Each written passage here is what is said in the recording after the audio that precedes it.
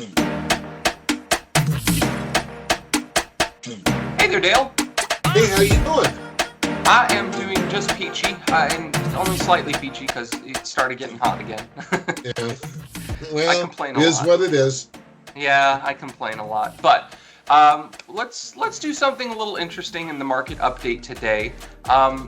Everyone knows the news about interest rates. Everyone knows exactly what's happening. If you haven't heard, the simple story is that the Fed's announced they're going to be dropping rates in September. We don't know how much, unless, Dale, you have some special insight. Well, I'm hoping for 5%, but that isn't going to happen. Yeah, I think you're wrong to hope that. So what we want to look at is actually the cost of waiting. We have a little spoiler right here, but let's go ahead and break this down a little bit, because a lot of people are playing that game, Dale, of I am going to wait for interest rates to drop, and that's when I'm going to save my money. So can you kind of break it down for us, what we're looking at, appreciation versus payment? Well, the challenge is, yes, a lower interest rate will lower your payment, Yes. but houses have been appreciating, and they have been for a very long time. In fact, I believe the average appreciation rate is probably 3 to 4% in a normal year. And of course, we haven't seen anything normal in the last couple of years. But the reality is, your house is going to gain more in value than you will saving money on a monthly payment. That's really the bottom line. And that's kind of what we're trying to illustrate here. So let's go through this. It's a $400,000 house in this scenario, based on 4.31% cumulative appreciation. So 6-month wait is 2.16, $8,000 of gain, and then 1 year waiting, you get the picture right there. Now we look at the payment difference. Obviously, if you do the interest rate now, let's say it's 6.5%. You wait 6 months, it goes down to 6%. You wait 1 year, it goes down to 5.5%. You're going to save $128 every single month, or $1,500 every single year.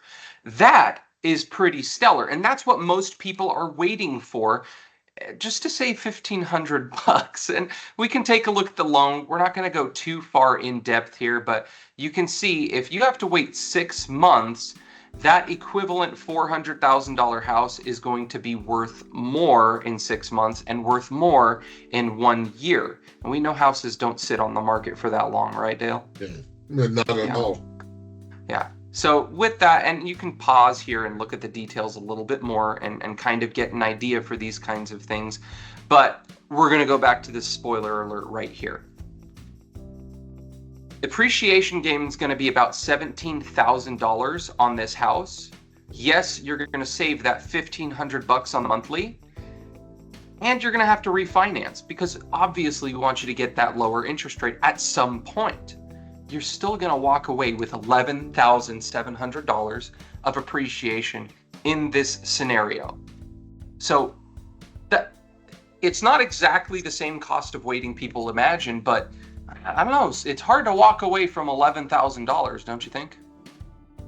Well, and if you think about it, the hidden gem that we're not talking about is, you buy the house today for $400, you buy the house a year from now for $417.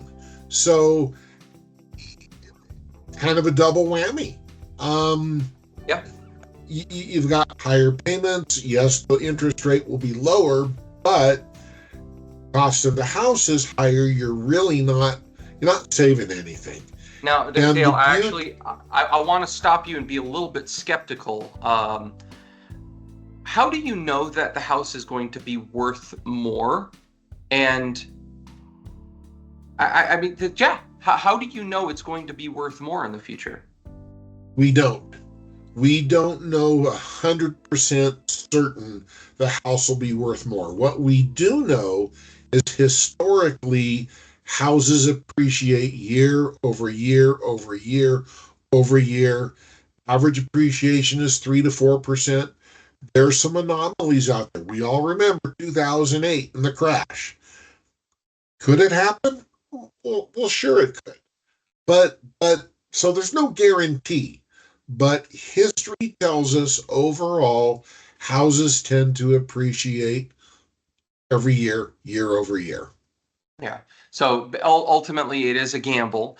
But I'm going to pose the other side of that. So you were kind of posing the side of perhaps housing prices will go down.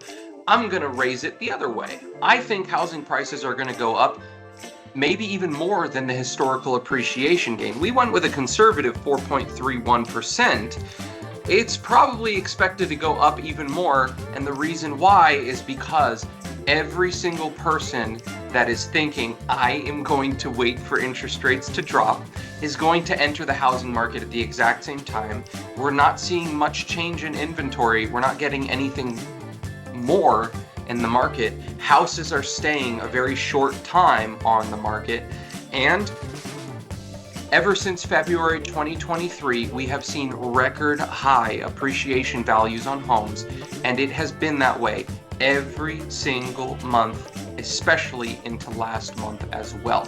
And that's with historical high interest rates for the past 30 or 40 years. So, like you said, we don't know, but is that a gamble you want to take on the house that you're dreaming about right now?